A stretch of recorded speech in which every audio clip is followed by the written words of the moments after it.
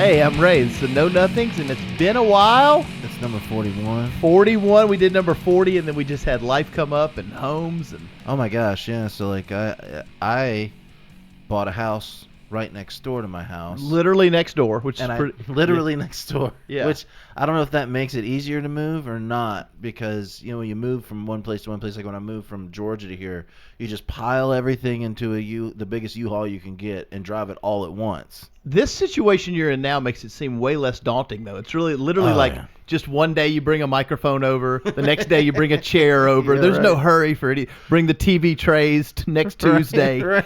There's no... It's like, what do we need? What do we need? Oh, yeah, let me run over and get it real quick. Let me get that real quick. You're not going to have to get a U-Haul at all. You're not going to have to at bother all. friends to come help you move. But for the past, 2 months? No, it's been like a month. Has it been? It feels like it's been an eternity. I've been tearing. It hasn't been 2 months. I hadn't gone 2 tearing months. carpet out of the house and everything out of it, and completely redid it.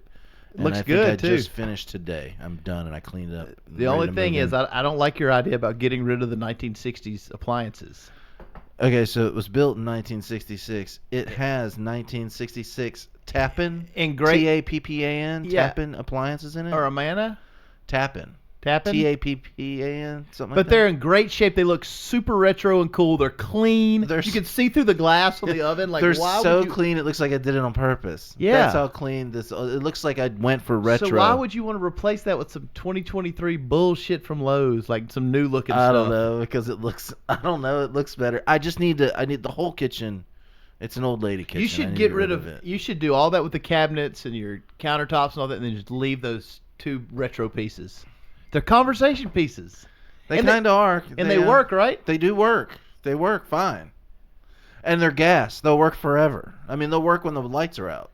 Yeah. Yeah. I mean, you're just going to get... But anyway, I've been beat down. I have been just beat down doing this thing. But the good news is you're almost done. I am done. I am done. And you have what? I'm done. You're starting to move in tomorrow? Yeah, I'm going to start taking stuff over there tomorrow. And then we're going to take this house for the next 3 months and make it our studio. And I'm going to record Morning Moon, your son's band, their next album in here. And we're going to do the podcast in here. So I'm going to set the whole house up as a recording studio. Oh, that'll be for cool. 3 months. Oh, so you can just go in any room? Any room. You go in any room and sing I've got a snake. I'm going to do it like that, where I have a snake to every room, and then like the control room's going to be out there. In the living room? In the living room. Oh, and that's where we'll do the podcast from. In the living room? Yeah. Yeah, which would be cool. Then we could just sit in the couch, or? No, the couch is going to be over there. Oh, okay. We're going to sit. It's going to look just like this. Yeah, we'll just be in that room. We'll just be in that room. But when they record the album, they can do like their instruments in different rooms? Yeah, I've got a wireless system for wireless headphones that they can, I think it's like 100 feet. They can put in-ear headphones, and we're going to do a mixture, I think, of real drums and electronic drums, which is what everybody does now. Yeah. And you can be wireless with your guitar in the other room or standing right beside the drums in ears. And if you're using full electronics at that point and no amp and you're using like Guitar Rig 5 in the computer, it's completely silent in the house. Like, there's no music being played. Right. All you hear is like the ching ching ching of the guitar. And but they can in your ears. But in the ears, they're hearing the whole music. song. They're hearing the whole song. The whole song. They're playing through. So it's gonna be awesome. Yeah, because you can do it like that, or you can set up an. That'd be a cool way to record, man. I think you get a cool vibe like that. Yeah. And you can put your amp in the back room, and I've got these wireless amp things we can record and crank the amp up to like 10 and not have to be in the same room with it and be out here standing in front of the drummer while he's playing, so you can have that without it just annoying the crap out of you being at 11. Right, being right beside you. 11. This one goes to 11. Why don't you just make 10 the loudest number? But this one goes to 11. So that brings you bring a Spinal Tap reference, and you say... So Mike has a theory. No, it's not a theory. Fred Durst said this. Durst said Mike Hinkle and in Fred an interview, Durst and Fred Durst never does interviews. And look, I love Fred Durst. I love Limp Bizkit. They're a guilty pleasure of mine. Not even a guilty pleasure. I love Limp Bizkit. Just a pleasure. It's a pleasure. It's a pleasure. I love the get up and the ridiculousness of it. It's like the band I always wanted to be in. I want to be Wes Borland. Nobody really changes the channel when it comes on. Like, I'm not even I'm not a Limp Bizkit fan, and I don't change the channel ever if it comes on. So go ahead and say it, and then I'll recap. So Mike and Fred Durst say that it was a joke. It wasn't meant to be like a real, but it was meant to be a Spinal Tap type of band. Right. But he's saying that only like in retrospect. 30 years later. That's Well, this is why I don't think it's bullshit, because he didn't want to do music. He wanted to do movies. Mm-hmm. And then he liked that. What was it? Rob Reiner did Spinal Tap? Yeah. Rob Reiner did Spinal Tap. So he wanted to be like a Rob Reiner. So he was like, well, I'll do this band that's so outrageous. I'll have a guitarist that just dresses up crazy, and we'll just have we'll put in some of the things of the parlance of our times. We'll have a DJ. But then he goes and gets like these great guys. I mean, he gets DJ Lethal from House of Pain and Wes Borland, who's a G on the guitar. I put Wes Borland like the same category as like Tom Morello as far as innovation on a guitar. Yeah, he's up there. He's good. He's good. And he's so good that when you hear, I always said he was too good to be in this band. I said he's too good to be in this band. Well, he wasn't for a while. Yeah. Remember? So, but like, I'm talking about when they were hot. That was always my thing. God, that guitar player's too good to be in this band. They were so good. So Fred Durst says that, and I believe him. He wanted to do movie stuff, so he did the Spinal. He wanted to be like Spinal Tap with this band. Then they like hit like a hot iron in a fire. They were just like the biggest band in the world at one point for like 3 months. And they for 3 months you could say they were probably the biggest. They were on top of the world. They were bigger than Korn. They were like at one point, but for Korn like 3 or 4 months. It was obviously, but after that, but Korn was already bigger than them. And then Korn kind of signed them. And then they got bigger than Korn for a minute, and then their downfall was Woodstock '99, where like people say they incited the riot by not calming everybody down. Because he did. Was a young dumbass. He was a young dummy. So like, but anyway, so like he after they made a bunch of money with like the first or second album, he goes to whoever the Starfish or the hot dog. No. The second one, right? Before Significant Other. The one with Faith. Yeah, that one. So they made a bunch of money. He goes to I don't know who their record label A&R guy was. I have no idea. I forget. But he goes, hey, I want to make movies. I don't want to be in this band. This was like a thing I was doing to make movies. Mm-hmm. And the guy was like, at the record label, he was like, no, you all are huge. You're a huge band. You're not going to do anything else right now. You're not going to do that. He's like, no way. So early on, he was saying he was trying to get out of. Yeah, he tried to get out of it to do movies. He wanted to, like, I guess, direct, produce, and he thought movies. You talk about like right the second album time when they're like on their ascent. Yes, he's trying to get out. Yes, he tried to get out of it. He had to capitalize on those year and a half. And they were like, well, you could do that later. Yeah. He's like, right now, you all are like huge. Y'all are a big band. Y'all are making all kinds of money, and people want. You're like, people are like hearing your music, and you're blowing their faces off because they never heard anything like it. And he was like, because it's so outrageously a joke. But it was so awesome when I heard it. When I first heard it, I thought it was the greatest. It's so great. I mean, I was like counterfeit, like we do the lyrics. I think you and I identified lyrics different because we did that with the R&B. Like I first heard it, the first thing I thought was like, this is fucking absurd. Maybe I go with feeling more than lyrics. Maybe I go with feeling because like when he's mad and yelling, I like that. The first time I heard Limp Bizkit, I was in my 20s when they came out. But I was like, this is so insanely ridiculous. Like, what the fuck, what?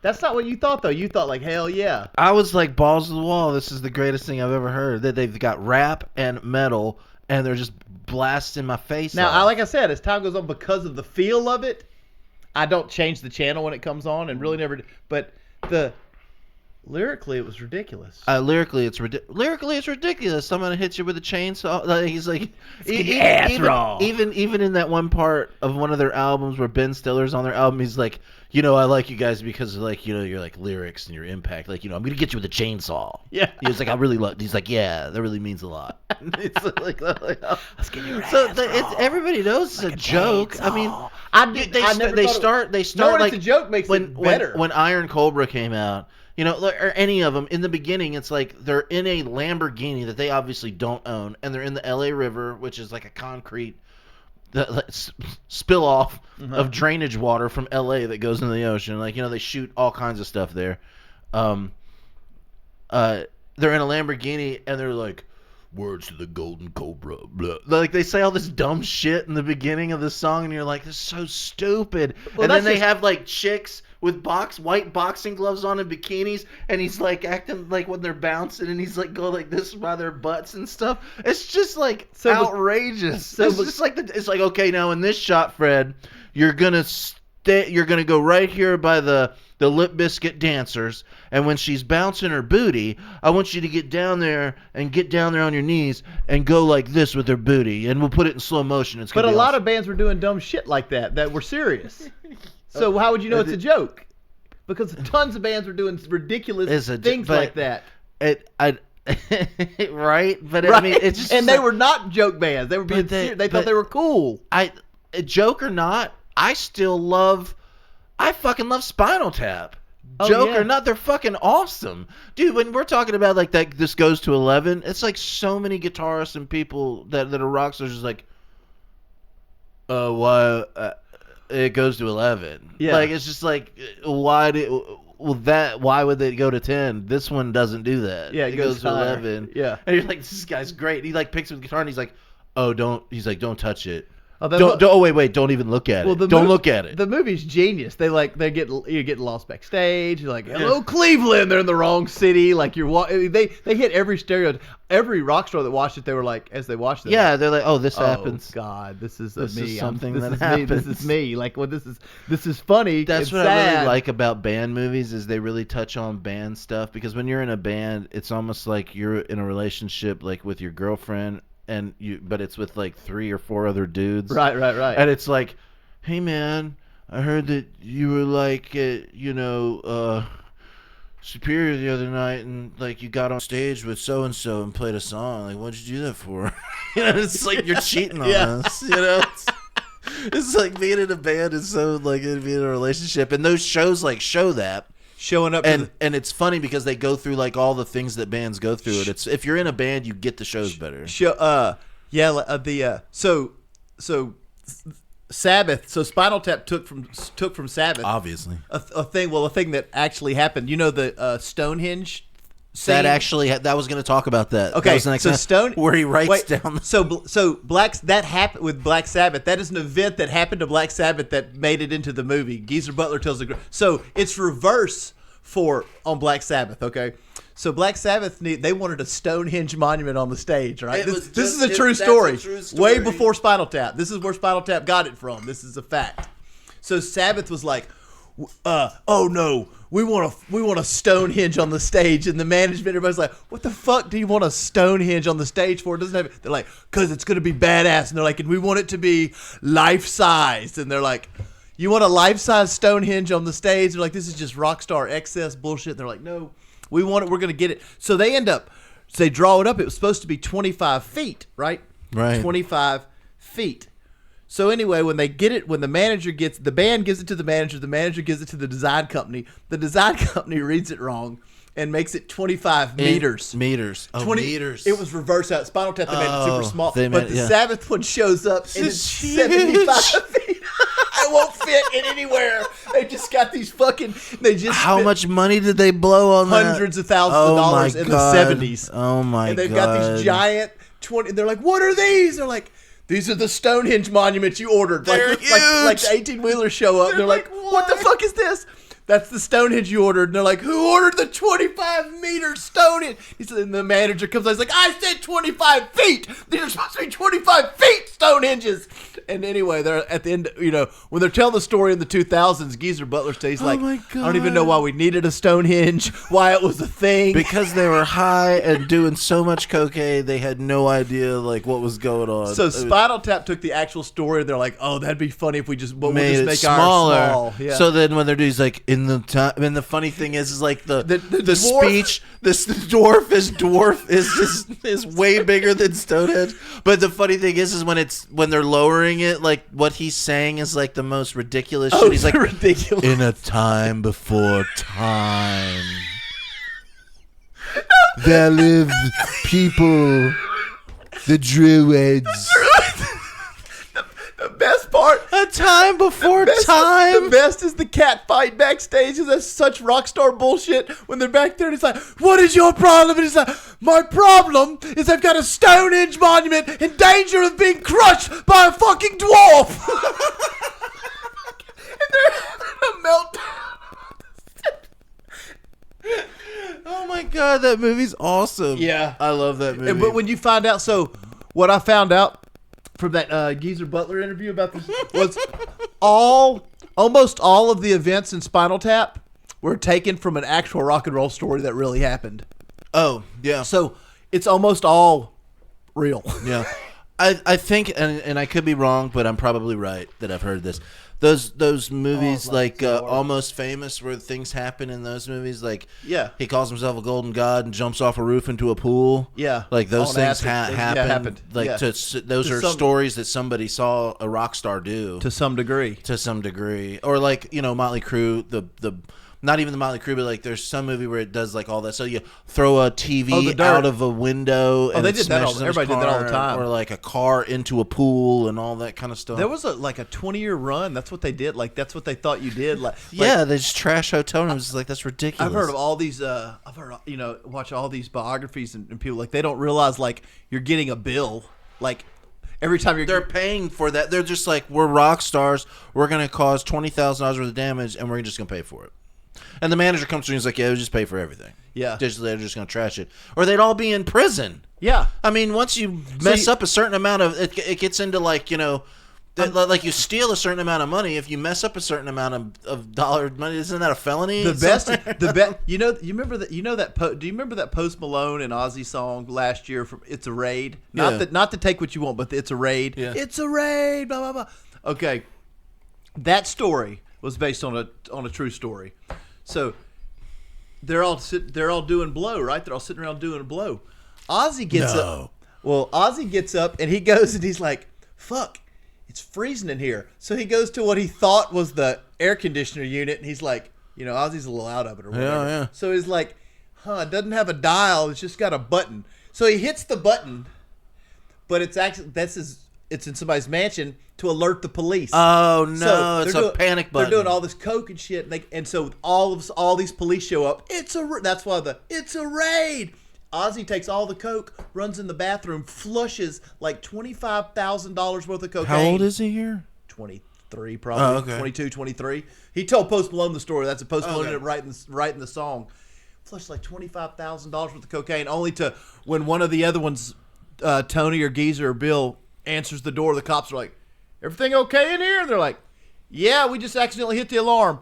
"Okay, just make sure you guys are good." They're just gone. But they're freaking out because you're paranoid, you're high. Ozzy's gotten rid of all of the cocaine. And Ozzy alerted the cops, and they didn't even come in. Well, nobody knew that anyone alerted the cops and Ozzy had no idea that he's the one that did it. He just hit the button and went and sat down on the couch. And then the cops just showed up 5 minutes later, woo, woo, woo, because it's into a mansion. So they're all sitting, and Ozzy thinks he turned the air down, right? And he called the police. It's still not getting cold in here, but they're not there looking for drugs or doing it. No, they're just like, is everything all right? And they flushed $25,000 worth of coke. Okay, didn't you tell me? And I saw in the documentary, you told me that they spent more money on cocaine than they did recording the album. Master of Reality, the one you were listening to, do it. Man, it's such a great album. They spent more money on their cocaine budget than their production budget. This is crazy. It's crazy to me. It was like $750,000 in oh my gosh 1972 money. What? Wait. This is why. Like, how does Ozzy live in so long? I know he has like Parkinson's, right? Yeah, you think you get Parkinson's from doing so much cocaine? No, I never told you that thing where they did a study on him. There's a whole university study on him. They scanned his whole body, and this is. You folks out there can Google this. It's wild. And they said he was the Prince of Darkness. They said he has a genetic malfunction that's like 1 in 10 billion. Are you kidding me? Where alcohol and drugs do not affect his internal Are organs. you kidding me? And he has like the lungs and the Hold on a second. We gotta stop. I gotta stop you from telling me this right now. Uh-huh. This was the law. This was the deal with the devil. This was He made a deal with the devil that his insides wouldn't get his messed up insides. as well. Now his brain, but his, now his brain. but his organs. They He's said, fine. They said his internal organs look like he has never done a drug or alcohol in his life. That's incredible. That's almost hard to believe. I want to say it was an Ivy League school that did this, but it was about 15, 18 years ago they did it. Let's get an Oak Tree School on it. Ivy League. Oak Tree. Oak Tree. I don't know. But yeah, so what would an Oak Tree School be? they were I don't know. What would an Oak Tree School be? They were getting cereal boxes. They had cereal boxes with cocaine. So What? they had cereal boxes full of Full of cocaine. cocaine. You know how much cocaine costs, or you've heard, and this Well, much. it's expensive. This much is like $100. They had cereal boxes full of pure Bolivian cocaine. Yeah, They they probably had the best cocaine you could possibly buy. The next album, or Volume 4, they buy a mansion. They bring 2 suitcases full of cocaine. 2 suitcases full of cocaine. Shut the door. They got like 10 groupies. Where do they get all this? Oh, yeah. All this money or all cocaine? Oh, they're rock stars. They're rock stars. They're huge at this. They're on album 4. They got big. Remember, they got big on album 1 instantly. Anyway, they lock the mansion up. They say no one's leaving till we fucking finish the album and finish the cocaine. And they stayed in there for like 6 weeks doing blow, banging groupies, No DoorDash. no DoorDash, and recording the album. And they recorded a masterpiece. That's just the way you do it, though. That's how you do it. Yeah, That's how you and record a masterpiece. Volume 4 is a masterpiece. That's how you record a masterpiece. Yeah. Like you lock yourselves in a house and then you do copious amounts of drugs and you write and record and you just have cool people around the whole time. And no one's leaving. Yeah, and nobody's leaving. It's like, hey, I gotta go. No, nobody's leaving until this is done. Nope, you're not. You come in the house. That's the understanding. But not a lot of people can do that on our level. Because like Morning Moon can't do that. They got to go to work. Got to go to work and do things like that is those guys' work. Yeah, well, they were like 11 million in KWB, we used to meet every day at this guy's house. He had in Shreveport, his mansion. We'd go to this guy's mansion, and it was It was like an old antebellum mansion, and we had all our stuff set up upstairs. That's where and that's where we rehearsed. This guy. He had given y'all that. Was he living there? Yeah, he lived there. And he let y'all rehearse upstairs. Yeah. Was he in the band? No. Oh. No. We named a song after him, but I don't want to say his name, but he got in trouble later with some stuff. Oh, okay. But he had this huge mansion, so like we would just every day. We didn't really have jobs. Yeah. I mean, a couple of us. I mean, we worked at like you were working I worked then, at right? Outback. Yeah. I worked at Outback. Yeah. And our drummer worked at Outback. So like we would. But like Outback really didn't open till like 6 p.m. or something. Oh, okay. So you had the whole day. So we had the whole day. So we practiced like every day in this mansion. It was really cool, and that would have been cool to like do the album there and do that kind of thing where you don't leave until it's done. You just that get would in. have been awesome. You just get in there and get inspired. Yeah. Not inspired? Figure it out. It was cool because like you walk in and it like had like these huge wide stairs going up to the second floor, like mansion style. Yeah. It wasn't like curved. It was like right in the front, like you see like on. What would make somebody want a band to rehearse in their? He worked for radio stations. Oh, okay. Like regional radio station stuff, I think. So he was like into bands. And, yeah. And oh, I mean, we were 1,000-watt bitch, dude. Like we probably could have got anybody to let us play somewhere. I guess he would have been like, well, I guess he would have been at work while y'all were playing anyway, right?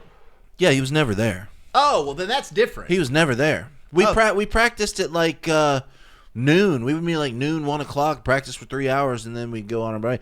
The coolest thing was we used to practice at a bar called Michael Mann's and practice on like a Wednesday night and charge people to come in. There'd be like I don't know, like 200 people show up at this little tiny little bar. There'd be people like waiting outside to get in that couldn't come in. And we were just practicing. We just made that up, and people were like, "Bullshit!" Did they promote it as like it was a show? We didn't ever tell anybody, but people found out, and they would just call on the phone. Really? Yeah. Oh, the people would just call everybody. The bar wouldn't. They weren't like. I mean, obviously there was no social media. We didn't promote it. There wasn't any social media. We didn't promote it. It just got around that's we started practicing on Wednesday nights there, and people show, we just turn it into a show. And we just started writing songs in front of people, and we were like, we just made that up, just now made it up, and nobody would believe us. All that stuff's on YouTube now, right? Didn't we find it on YouTube? There's a couple of our songs on YouTube. Search 1000 Watt Bitch. Tell people how to get there. 1000 Watt I don't know. Bitch? Just go on YouTube and search 1000 Watt Bitch, and some of the songs are CV, Purple Jedi, Superman. They'll just come up and it'll say 1000 Watt Bitch. You can. Is it or 1000 or KWB is it or 1000? No, or is it one? I have no idea. But somebody uploaded them. I'm surprised Warner Brothers or whoever doesn't have a problem with it. They're not on Spotify, right? No, nothing. I like don't that. think we can do that with this music. I think You can't. You got to. Whoever owns it can. Does y'all own it or Warner Brothers own it? It's kind of tricky. I don't know. I don't know who owns it. To be honest with you, it's just shelved somewhere, right? Yeah. Just shelved, except for what leaks to YouTube. Yeah. But like you just said, a whole concert from Ozzy's leaked to YouTube. Oh yeah. I mean, they don't have a whole lot of views or anything, but you could search 1000 Watt Bitch, 1000 Watt Bitch, or THOU, thou spell it out, or search KWB, and you can listen to a couple of those songs. I was writing on a seven. I was writing on a seven. New metalish, right? They're very new metalish. Very new metalish. Yeah. Like I was listening to a lot of Seven Dust and System of a Down, and I played a 7-string guitar that I tuned up actually to a drop C, which tuned it up. I tuned it up to Really? a drop C. Well, that's kind of new. Yeah, that gave it a real punchy sound because of the length of, like on a guitar you have like length of strings, like now the way that you have like a 7 and 8 string guitar, they call it a scale guitar, right? And they scale it out, and the frets are kind of waned a little bit, and the strings are longer. Well, when I took that Ibanez 7-string and tuned it up to a C, drop C, it gave it like this real punch. So that's why we have that sound that's kind of like dun dun dun dun dun dun, like that.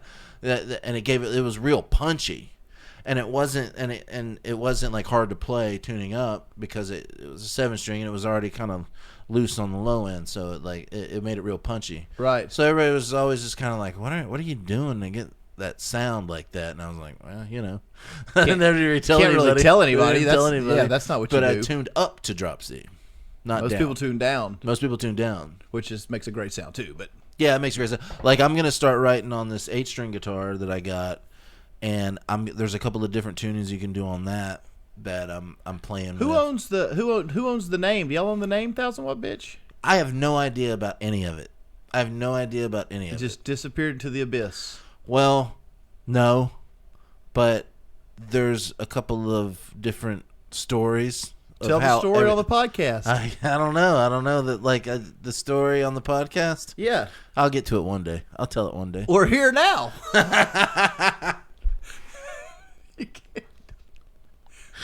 Well, no, I'm saying you don't have to tell the whole story. Although band makes good, band plays a show in front of 20,000 people. People way more famous than y'all tell their whole stories. Yeah, but I'm just not about brag. I don't like to talk about it. I don't really brag because everybody's always like this. Everybody's like, I was in a band once. It's like, oh yeah, you were in a band once. Okay, you know what I mean? So I was just like, I don't really. Yeah. I'm not saying that. I'm just saying. Yeah, I like to talk about it just to give knowledge because I try to give knowledge to your son and to everybody in Morning Moon and all that. Who owns the 1000 Watt Bitch? You don't know who owns the. I don't know. I don't know who owns it. When y'all got out of your deal with Warner. Yeah. That was it. It was just done. It was just y'all. I think we got sued. Y'all lost, right? Well, I mean, what are they going to get from us? A bunch of broke dicks. What did they get? They might have got our names. They get the masters, songs, maybe. I don't know. And they just threw them away. It was one of those shady deals where, when you watch a documentary about music, they go, and TLC didn't make any money, because so and so owned the masters, or you know what I mean. So I have no clue. I was just playing. I was 20 years old. I was 21, and I'm playing music, having a fucking great time. Toured a little bit. Then it was did all that, and it was like, so I don't know about who owns what. I'm just writing songs. Did y'all have a lawyer look at it? Or y'all just signed? Yeah, we had a lawyer. Or y'all just signed it? Yeah, we had a lawyer. Oh, y'all did have a lawyer. Okay, our buddy. But he was an actual lawyer. He was an actual lawyer. Yeah. He wasn't somebody that was just thinking about going to law school in a few years. No. He was a real lawyer in Shreveport. Yeah. Oh, okay. So y'all saw. So the deal you signed, y'all probably weren't getting screwed. Too bad. Actually, it was a pretty fucking good deal. Was it? Yeah. It was a developmental deal. Those are what you want. Through GarageBand.com to be pushed to Warner Brothers after we did what we had to do. So it was like money. They don't do development deals anymore. No, those were great, man. Those were great. Well, That's you know why they don't? Because you can take one person now and hire everybody else, and you don't have to deal with guys crashing cars into pools or jumping off of roofs or being a liability, or four guys trying to be in a relationship together. Four guys trying to be in a relationship together, but sometimes there's just magic about that's what I was going to say. Magic about the band. Some people get into a room and they all strike a chord, and it's just like, oh, that's what it's supposed to. Shit. That's what it's supposed to be. Yeah, and that's what happened with us. Like it just happened. Like we were all up there playing. Sean walked in. I started making up a song on the guitar, and he started singing, and it was like, whoop. There it is. Whoa. We were just like, wow, did y'all hear that? That was pretty I think they don't do development deals anymore because of like social media. You can just be like, oh, this person's already got 1 million followers. They've already got 2 million streams. We'll just go give Mike Hinkle a deal. Well, how easy is it to take the singer or the talent or somebody, and now everybody, if you're a singer, you can play guitar. Yeah. You don't just go, I'm a singer. Can you play guitar? No, they all can. Everybody can. Right. They're trained to. Right. So like now you just to take somebody and you want to put them like say like on a Taylor Swift level, which is like unbelievably the massive, top of the biggest top you can get, big as you can get. Point. You just have to control one person. Yeah.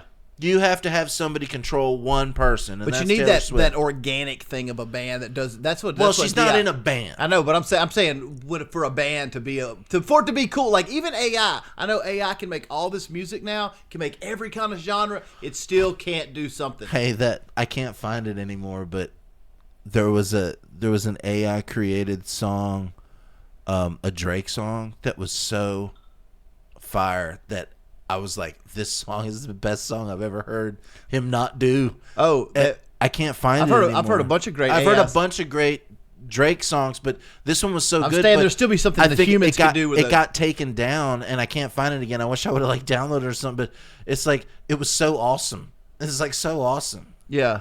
Like this whole AI thing with the music is, I don't want to like doom and gloom it with the AI stuff, but I don't know. It's very weird. It's like very weird territory. There still will always be. There still will be a human. Just AI will write some songs that are going to be like #1 songs and huge songs. You know that's coming. There'll still be humans that. Well, it'll write them for Taylor Swift. It'll be like, here's the greatest Taylor Swift song of all time.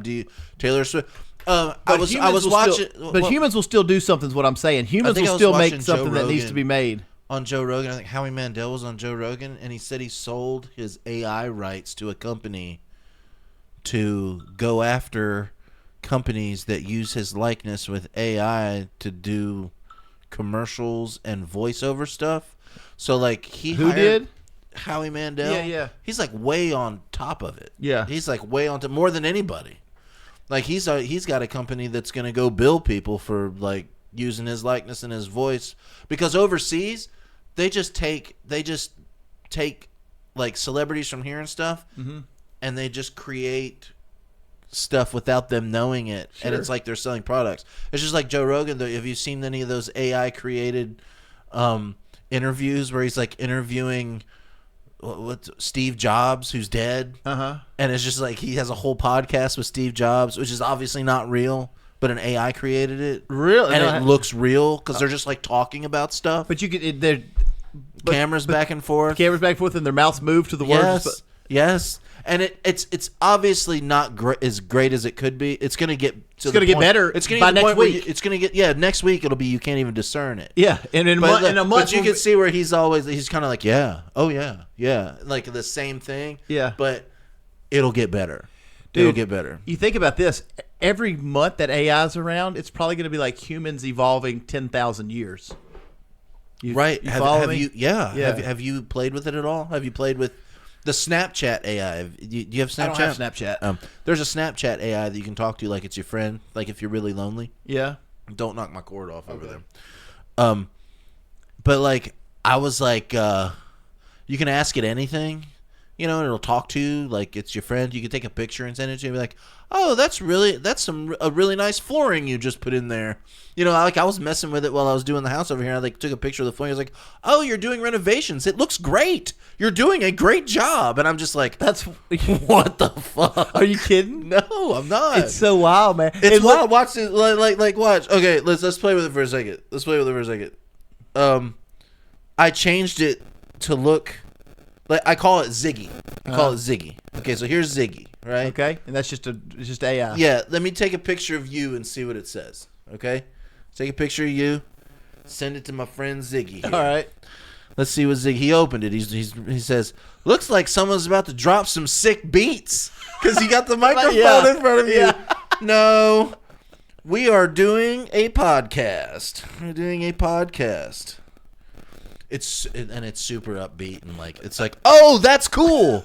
What's your podcast about? Okay. And I'm talking. Yeah, they're like exclamation points and It's about nothing. yeah. Well, we're talking about AI right now. Talking about AI. It says, that's really interesting. What topics are you covering in your podcast? See, this is not perfectly great. Yeah. But like, it's like, what topics? It's like, Put music, music. because that was what we talked about for the whole podcast. And it says, that's a unique take on AI. I'm curious to hear more about it. See, it was like the other thing. So like, we're talking about music on AI. So it's like, but it, you're about to drop some sick beats, bro. Yeah, I know. We were talking about the antics rock stars get up to and see what they respond with. Okay. We are talking about rock stars behaving badly. That sounds like a fun topic. Are there any rock stars that you think have been behaved particularly badly? We said Ozzy and Motley Crue, right? Ozzy and Motley Crue. It says, oh yeah. Ah, yes, Ozzy and Motley Crue are definitely known for their wild antics. What's the craziest story you've heard about them? I mean, you just keep going. You just keep going, and it's super positive, and it's like you just. Hey, I asked it. I was like, "What are ways that I could expand my trucking business?" And it was like, "Well, you could do this," and it just like gave me all these ideas that I already know. Did I tell you about? Put them in like words that I was like, "Oh shit!" Did I tell you about the guy that did the AI? And he told the AI, he said, I want you to teach me how to take my $1,000 and turn it to $1 million in 30 days. Okay? Did I show you this yet? No. So the AI goes, okay. And the next day goes, day 1. Today, you must blah, blah, blah. And it told him what to do. Like, no way. Yeah. Well, why isn't everybody doing this? Dude, he's on like day, whatever he was on, like day 24, he's at 1.3 million. Are you serious? Let's do it. Was that ChatGPT? It was ChatGPT, and it walked him through. I need to pay for ChatGPT. He said, I want to take this $1,000 and make it $1 million in 30 days. Can you walk me day by day through it? And it would tell him, and it would say, okay, today I'm just going to do this for you. That's hard to believe. He's been documenting it. Is it hard to believe in the world we're living in? No, it's not. It's just hard. Hey, because this is what you're going to say. Why wouldn't everybody do it? Because I don't know how to do it. Like, nobody knows how to do it. And people just think look it's up ChatGPT, put it on your phone, and pay for it. You got to pay for it. I guess it would be worth it if you're going to make $1 million in a month. Well, he's over $1 million. Well, here's the thing. There's a really cool show called Mrs. Davis that is on one of these streaming things, and like a guy gets stranded on an island. Spoilers. And there's an AI that like runs the world called Mrs. Davis. Mm-hmm. I think that's right.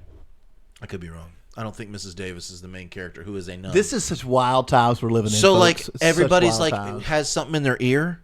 Everybody has a thing in their ear, and they're always connected to the AI. And it's like she's like, I need $1 million right now to do this, to buy this.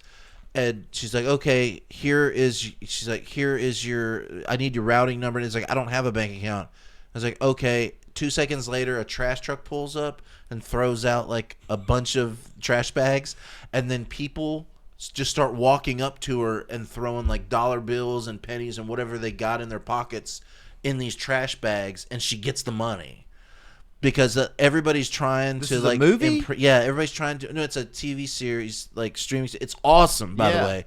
And so like everybody's trying to get their wings, but and it's like this thing where you hold up your phone and you look at somebody through a picture and they've got like these beautiful angel wings, and that's like what you want. It's like it like gets you like something, I don't know, special whatever treatment somewhere and everywhere on the planet. Yeah. But you just ask the AI what you want. You go, I want a Ferrari, and the AI goes figures out how to get it for you. It figures out how to get it for you. Or it's like, I just want to drive one, or I want one, or I want this, or I want that, and it just like makes everybody does things for everyone else because they're all trying to achieve something. Right. And I think that is almost like a utopia where that could also that could be true. That could come true. That could come true. Here's what I see. And it's almost like God. It's almost like talking to God. The AI would be God. It would be God. I see it going a crazy way where the AI becomes so advanced and so smart that we are literally we're like ants. It doesn't even factor us into the equation.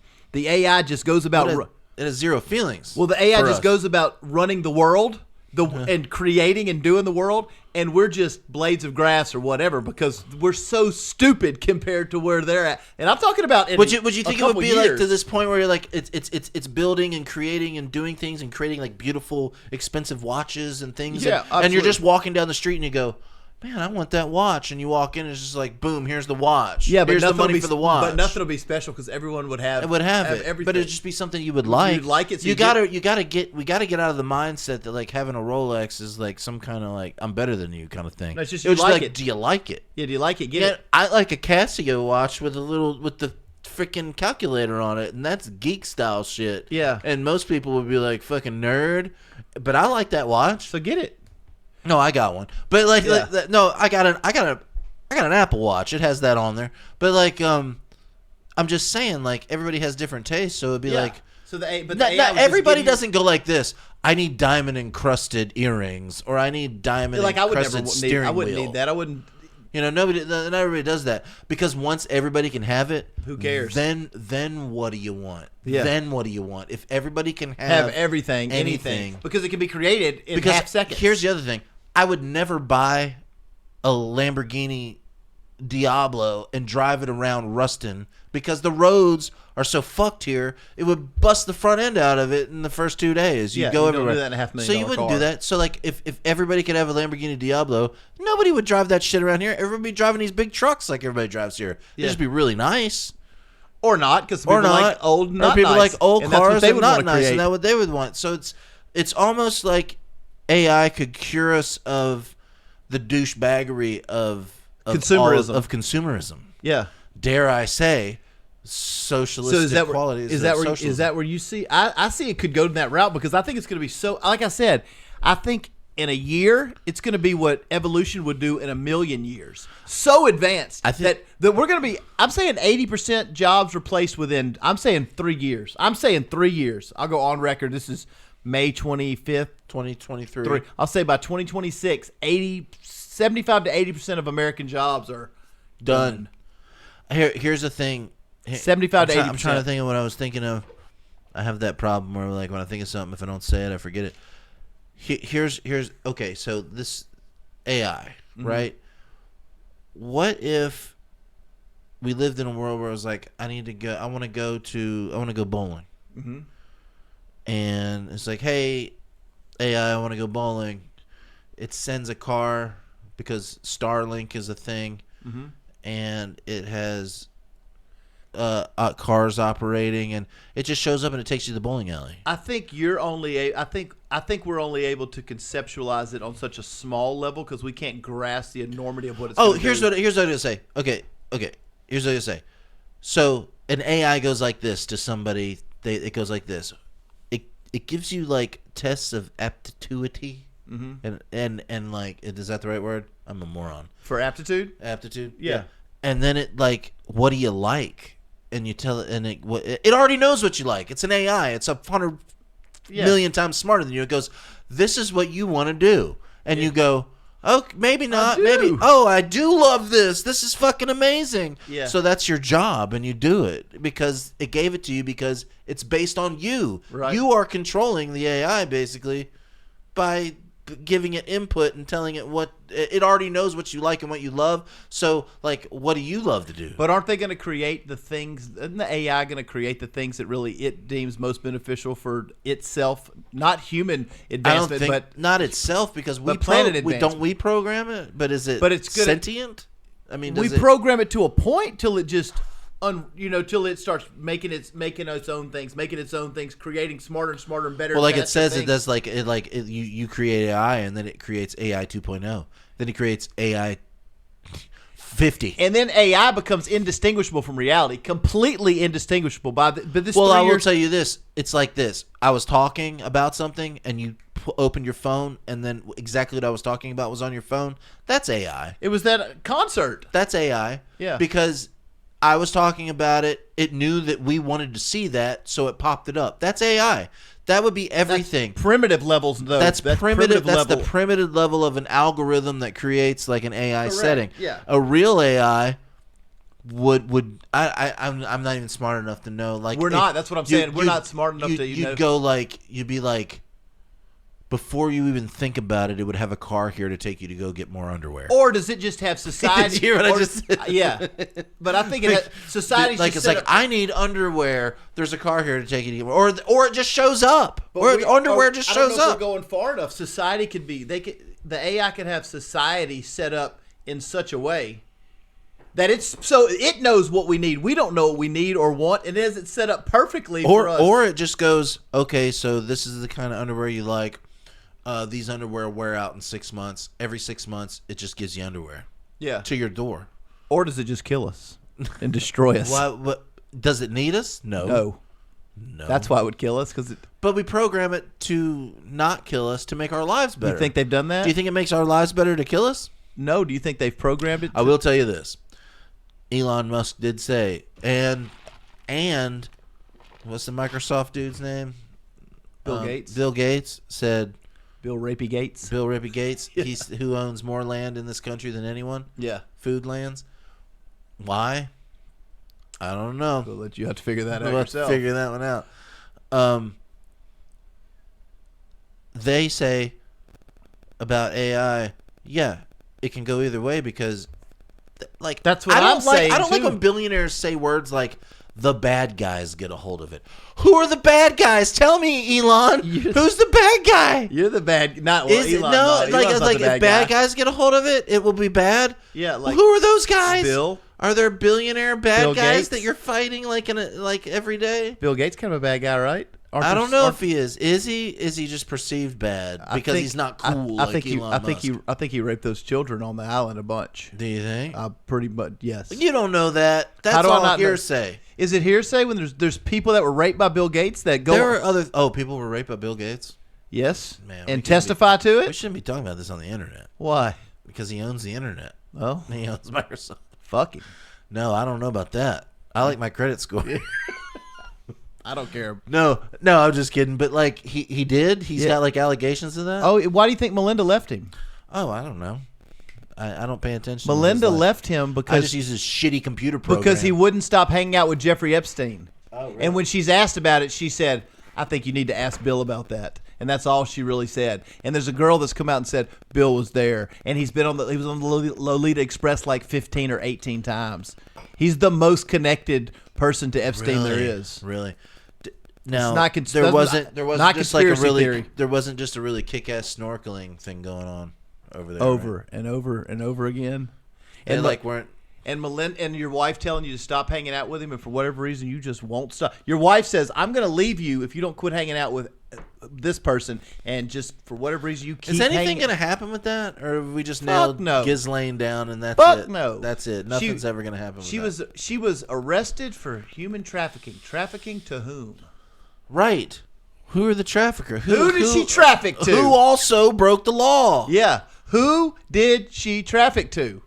Well, there's a list. There is a list. You know, it really makes me aggravated that these people are above the law.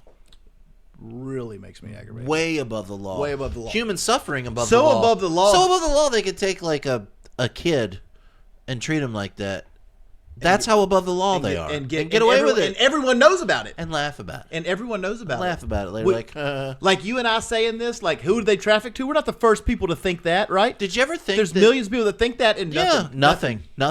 Did you ever think that when all that was going around, where people were saying, and they would like be talking and they go, and Jeffrey Epstein didn't kill himself?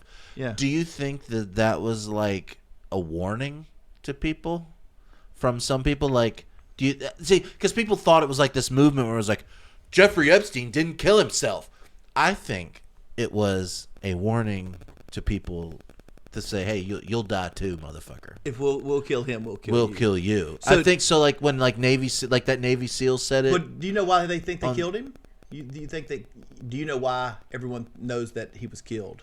Is because he had so much dirt on everybody. He was going to roll on everyone. Yeah, of course. He was going to roll on Clinton and Trump everybody, and Gates and all of them. Everybody was involved in that, and Tom Hanks. But I'm saying, I don't know who. I don't want to say everybody's guilty. That allegedly. But I'm just because you got on the plane, you're not guilty. But some of these motherfuckers are real guilty. Allegedly. So no, some of them are. So allegedly. So, but everyone's saying he didn't kill himself. It's kind of like a warning. Sure it is. It wasn't like a call to arms because there was no call to arms. It was a warning. Jeffrey Epstein didn't kill himself. We killed. Think about that. Yeah. Jeffrey Epstein didn't kill himself. Jeffrey Epstein didn't kill himself. You guys think about that till next time. All right. We'll catch y'all later. Peace. Bye.